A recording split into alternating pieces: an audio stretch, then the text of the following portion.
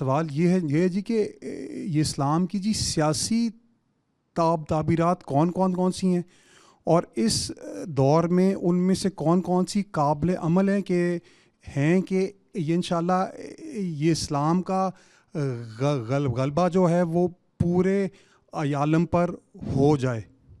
اسلام کی سیاسی تعبیرات کون سی ہیں، یہ تو ایک لیکچر کا موضوع ہے۔ جس تعبیر کا بہت غلبہ ہوا ہے، جس کو پذیرائی حاصل ہوئی، خود ہم اپنی جوانی میں اس سے متاثر ہوئے، اپنی زندگی کا ایک بڑا عرصہ اس کی نظر کیا، وہ مولانا سید ابوالعلا صاحب مودودی کی تعبیر ہے۔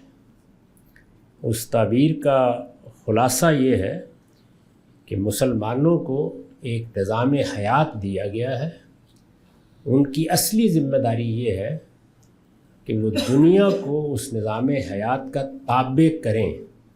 اس مقصد کے لیے انہیں جد و جہد کرنی ہے۔ یہ جد و جہد ہر مسلمان پر فرض کی طرح عائد کی گئی ہے۔ اس کے لیے انہیں چاہیے کہ وہ ایک جماعت بن کر اٹھیں اور پوری دنیا میں اس پیغام کو پہنچانے کی کوشش کریں۔ ظاہر ہے اس کی ابتدا کسی ایک جگہ سے کی جائے گی، چنانچہ وہ یہ کہتے ہیں کہ اسلام اصلاً ایک ریاست ہے، لہٰذا جب تک وہ ریاست بن کر پوری دنیا پر اپنا غلبہ قائم نہیں کر لیتا، اس وقت تک اس فریضے سے ہم غفلت کر رہے ہیں۔ یہ خلاصہ ہے اس کا۔ تو جو لوگ اس کو درست سمجھتے ہیں وہ اس کے لیے پچھلے 70-75 سال سے، بلکہ اس سے بھی زیادہ عرصے سے جد و جہد کر رہے ہیں۔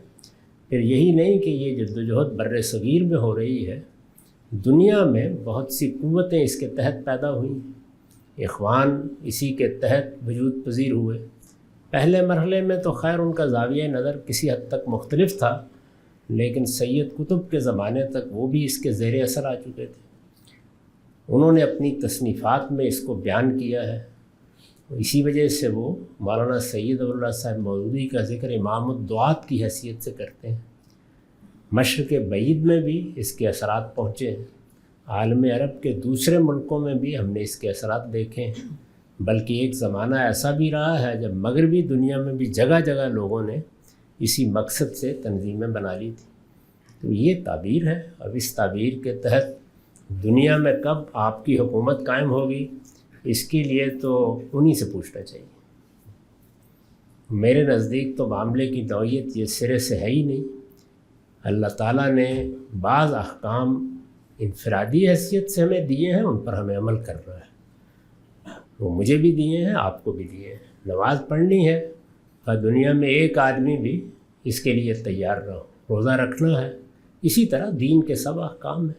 بعض احکام مسلمانوں کو ان کی اجتماعی حیثیت میں دیے گئے ہیں، یعنی مسلمانوں کی جماعت کو دیے گئے ہیں۔ وہ 5 چیزیں ہیں متعین کر کے اللہ نے، اللہ کے پیغمبر نے بتا دی ہیں۔ مسلمانوں میں جب بھی کبھی کوئی حکومت قائم ہوگی تو اس کے ذمہ دار لوگوں کو، اس کے ارباب حل وقت کو توجہ دلانی چاہیے۔ جیسے ہم اپنے بھائی کے کہتے ہیں کہ نماز پڑھا کرو، ان کو بھی توجہ دلانی چاہیے۔ بس دین اس سے آگے کچھ نہیں چاہتا۔